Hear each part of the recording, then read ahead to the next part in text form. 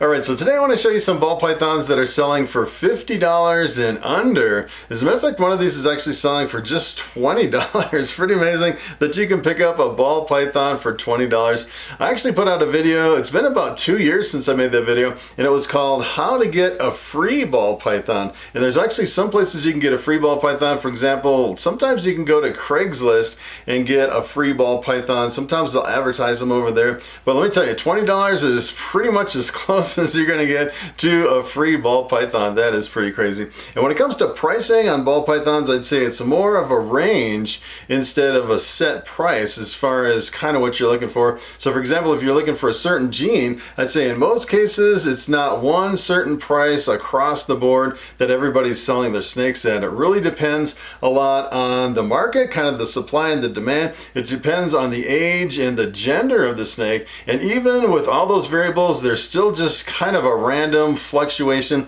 as far as the prices. Some people kind of price them up and some people sell them for a little bit cheaper, and some people, you know, they think they try to undercut everyone else. You know, they see the cheapest price and they're like, all right, this snake is 20 bucks, I want to sell mine for $15. And let me tell you, in ball pythons, most people don't actually kind of cut people's prices over and over until they're the rock bottom price. You know, some of the new people coming into the game, they kind of see the low prices, and sometimes they'll tend to do that. As a matter of fact, when I first started in ball pythons, I kind of did that. I saw the lowest price, I was like, all right, I'm going to cut the lowest price by $5. Then come to find out, if you have the rock bottom lowest price, you're the first one to sell out, but everyone else still sells their snakes. There's no problems. You don't really have to undercut anyone's price.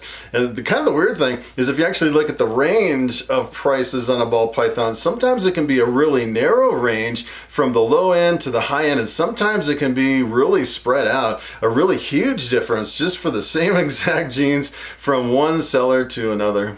So today I want to jump over the internet and I want to show you how to get a ball python for under $50. Alright, so I want to jump over here on Morphmarket.com and I want to show you some snakes between $0 and $50. I was kind of curious myself as to what was actually over here. As a matter of fact, you can actually get some good deals if you look at a really low price range. And one of the things I wanted to talk about first is the search. So you can actually go in here and specify the certain price range as far as the search use. For example, you can put in $0 to $50. And what I've actually seen lately is a lot of people, they really don't know how to price their snakes. I think it's a lot of the new people actually coming in, and they come over here and there's a whole range of prices and they don't know how to price them. So what they'll do is they'll take every single snake that they produce and list them as $1, thinking that someone's actually going to see that snake and, hey, let's negotiate a price. And the problem is if you actually come over here and search for, you know, pretty much, you know, from $0 to $50, you bring up this whole collection of all these random snakes from all these different people that are just popping up over here. So what I actually do is I refine my search from $2 to $50, or I'll even go like to $5 to $50 to kind of cut out all the clutter at the front end. And I think a lot of people are doing that. And let me tell you, I think you're better off just kind of guessing at a reasonable price for your snake instead of just coming over here and listing them for $1. As a matter of fact, really pretty much early on, a lot of people were doing that with a lot of really high-end combinations. So if you actually had a snake that was like a world's first, a brand new gene, you know, instead of listing it for like $30,000, people have listed over here for $1, say, hey, let's negotiate the price of this really expensive snake. And it seems like it's kind of flipped from going to really high-end snakes to just a whole bunch of random snakes. So I would definitely probably stay away from listing your snakes for just $1. You know, there's so many people doing it, it just really kind of clutters up the system. So the first one I want to look at is a normal, and the normals can really vary in price. As a matter of fact, this is just it's just a classic wild type ball python. If you look at the price on this one, take a look at this. This guy is selling it for $20, which is pretty amazing. And when I first went to my very first reptile show, I saw some people at earlier shows selling normals for $20. I thought, all right, everybody's selling normals for $20. So I showed up to my first reptile show and I listed all my normals for $20. And like within the first hour, I sold like every single normal. And then after after that, most people, I think most people at the shows were selling normals anywhere from, you know, like $50 or $60 or something like that. And then as soon as all mine sold, everyone went to everybody else's table and bought theirs for $50. Let me tell you, I felt like I probably priced them way too low, and I probably could have got a lot more money. And let me tell you, $20, you're not really making much money, if even breaking even after all the food and everything that you feed your ball pythons. But normals, I'd say they're pretty much the #1 most popular snake at the reptile shows. When I first started out, I thought, all right, I'm gonna have to wholesale my normals. And the first whole bunch of snakes that I sold were pretty much all normals. They're pretty much the #1 seller at the reptile shows. And you can pick them up for anywhere from, like over here, this is actually 20. And the problem here is the shipping can really get you if you come over here on Morphmarket. So if you actually look over here at some of the prices, what you really want to do is you want to look at the location where these are located. So this one is actually located in Lincoln, Nebraska. So if you have a breeder that is selling normals for really inexpensive, and say for example you're really close to Lincoln, Nebraska, maybe it's just a half hour or an hour drive, but both ways, even at an hour drive, you're probably spending more in gas than you're spending for a ball python. Of course, up here in the mountains, you know, I live way up in the mountains of Colorado, and everything is like an hour away. Denver is pretty much an hour one way, so it's a 2-hour trip to pretty much go anywhere. So I'm used to really driving a lot. But this is like the lowest price normal over here. I actually pulled up the highest price so you can kind of see the range. This is another normal, and this is, as a matter of fact, this is a good looking normal. It almost looks like it's inchy or something in here. Pretty reduced pattern on this one. And this one's actually selling for $75. So it's a pretty big range from, you know, from 25 to 75. As a matter of fact, if you go in most pet stores, I've actually seen a lot of people, a lot of pet stores selling them for $100 or like 100 or 110 for a normal. And kind of the interesting thing is if you actually look at the prices over here on Morphmarket, so for example, this is like 75 with a minimum shipping of 50. So you're looking at 125 unless you live really close and you can actually pick it up in person. But a lot of times people sell them at the reptile shows. They'll come over here and look at the price plus the shipping to justify the prices at the reptile shows. So for example, if you actually had a normal ball python for $20 and shipping was $50, now you're looking at a $70 snake. So you can really justify selling normals at the show for $50 because you really can't get it anywhere else for that same price unless someone across the room on another table is selling it for less. But a lot of times it can really vary from one to another. I actually pulled up another normal over here, pretty much the most expensive normal that you'll ever see anywhere. And take a look at this. And the prices can really vary depending on the gender and the age of the ball python. So this is a female normal that is full size, ready to breed. And take a look at the price on a normal ball python. This is actually $400 with $100 shipping, so it's $500. So you can go from anywhere from $20 all the way up to $500. And kind of the interesting thing is it seems like lately, and just in the last couple years, it seems like a lot of the adult females are getting harder and harder to find, and the prices are really going up. When I first started in ball pythons, I'd say a normal like this is probably selling for like $250 or $300. Now they're all the way up to $500 for a normal. If you can find one, they are pretty difficult to find. So here's another one. This is a pretty amazing deal over here. This is actually a female pastel, the cheapest one over here on Morphmarket. And take a look at the price on this one, $35. That just kind of blew me away, especially for a female, looking really good. And the shipping on this one is a minimum of 40. Kind of the tricky part is if I'm actually shipping from here in Colorado all the way to New York or Florida, all the way across the United States, shipping is typically about $70 to $75 just for shipping. So you actually have that on top of this, and it quickly becomes $100 unless it's actually in your local area. I would definitely check your local area. If it's actually close to you, you can actually just drive over there and pick up a really nice pastel for $35. I actually pulled up the highest price one, so this is $35.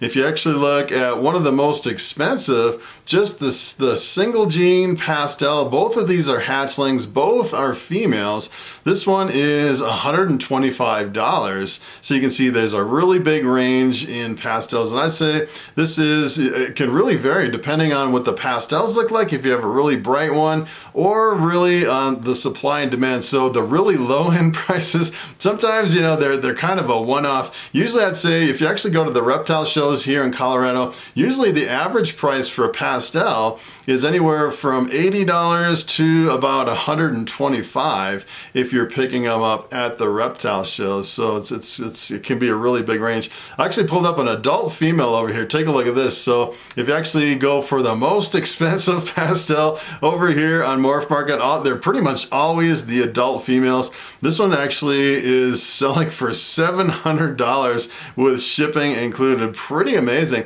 As a matter of fact, someone actually left a comment under one of my videos and they said, hey, I'm thinking about getting into ball pythons, but what I want to do is I want to buy the females and just grow them up for a couple years and then sell the females. I don't want to mess with eggs or hatching or anything like that. I thought that was kind of an interesting angle, keeping ball pythons without actually breeding them. You could probably do that and make some pretty good money. So here's another one I found over here, less than $50. This is actually a vanilla slash fire. So essentially what this came from a vanilla cream. The vanilla cream has a really crazy jumbled up pattern. It looks pretty amazing. And if you breed it to something else, it's an allelic combination. So half the offspring come out as vanilla, half come out as fire, but the fire and the vanilla pretty much look exactly the same. You can't tell them apart. So this is either a vanilla or a fire. And if you actually take a look at the price on this, I couldn't believe this is actually $40. Pretty much a screaming deal for a vanilla fire. And this is a male, brand new hatchling from 2020. So this is the cheapest one for $40. I actually pulled up another one over here, pretty much the most expensive one that I found over here. Pretty much the same exact thing. And this one's selling for $80. So not quite a big difference between the low end and the high end on the fire slash vanilla, from $40 to $80. And a lot of times it really depends on the shipping too. So actually I can actually ship here in Colorado for sometimes less than $40, sometimes almost $30 in shipping. It really depends on how far you're shipping from the place that you actually buy it from. So, you know, probably the best thing is to do is just to, you know, if you actually live near Clarkton, North Carolina, you could actually drive down and pick up this snake in person. So here's another one that just kind of blew me away. A blackhead for less than $50. It was actually still for sale. I couldn't believe it. As a matter of fact, I was almost tempted to buy this one. This one is pretty amazing. Usually blackheads are a lot more than $50. So this one is actually a 2020 male, actually in Bellport, New York. $50, anywhere from $45 to $80 shipping. Pretty screaming deal. I couldn't believe that you can actually get a blackhead. I'd say this is probably the only $50 blackhead that you'll probably ever see. And if you actually look at the high end for the blackhead, what blackheads normally sell for, take a look at this. This is actually another one, pretty much exactly the same. This one is selling for $250. Quite a big difference from the low end to the high end. As a matter of fact, if you were like a wholesaler, you could probably pick through some of these low end snakes and buy them really cheap and then just flip them. Of course, you know, the shipping would probably significantly cut into your profits, and you probably wouldn't end up making much money anyway. I actually pulled up another one over here. Take a look at this. This is kind of crazy. This is a blackhead female sub-adult, not even full size, and this one's actually selling for $1,000. Pretty crazy, the difference between the less than $50 blackhead all the way up to almost $1,000. Pretty crazy. So here is another one less than 50. This is actually an Enchi, really good looking Enchi. Essentially what the Enchi does is it really reduces the pattern. You can see it really kind of thins out the pattern. This one's actually selling for $50, another $50 snake in Enchi. And I'd say Enchi is really popular, probably almost as popular as pastel, really popular genes, and that really keeps the price down. And this is the shipping. You always want to look at the shipping. This one's as low as $35, which is kind of neat. If you actually look at the high end Enchi, this is pretty much exactly the same thing. Enchis are going all the way up from 50 to 125. I'd say this is pretty typical of Enchis. If you actually go to like a reptile show, you'll see kind of that range at the reptile shows. And if you're wondering how much full-size female Anchi is, I actually pulled one up over here in Morphmarket, and these can really vary. Some of them, as a matter of fact, some of these were hard to find. I actually had to pull up some sold ones for some of these. This is actually a sub-adult, about 1,021 grams, usually about 1,500 grams before you can breed them. And this one, just the Anchi female, selling for $500 plus the minimum of $75 for shipping. Pretty amazing. So here's the last one I wanted to show you, and that was a pewter. Let me tell you, finding a 2-gene combination for less than $50 over here in Morphmarket, this just kind of blew me away. This is actually the combination of the pastel and the cinnamon. And sometimes your pewters, it really depends on the version of the cinnamon and the version of the pastel. Sometimes they can be kind of like a reddish brown color, and sometimes they can be almost a metallic gray color in your ball pythons. I was really kind of blown away. This one's actually $50 with $30 shipping. That is a screaming deal over here. I actually pulled up another one over here. That's the cheapest one. I actually pulled up the highest price one over here, just so you can kind of see the range from the low end to the high end and get an idea of the range of some of these. And sometimes they're not really that outrageous from the low to the high. So this one's actually selling for $225, which is pretty much the price that I would expect for a pewter over here on Morphmarket. This is actually 2020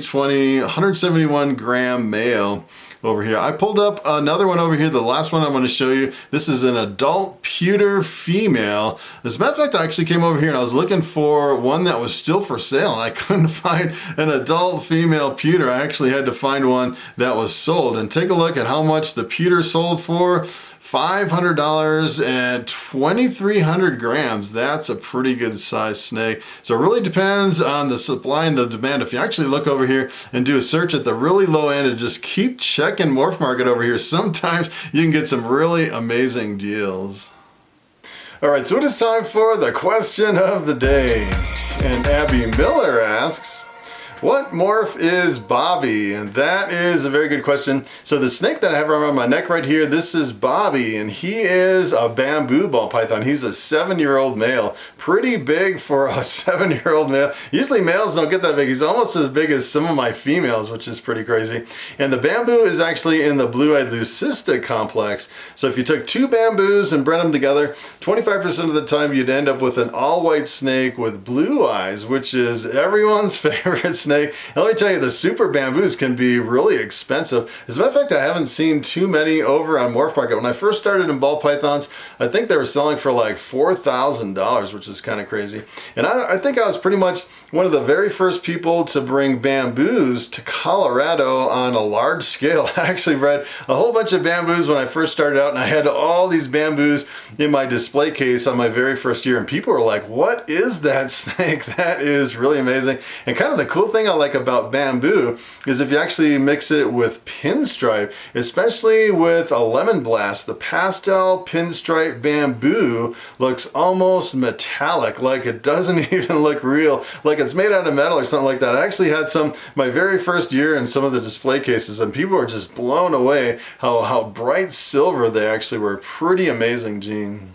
So that is pretty much it. Thanks for watching, and I will see you in the next video.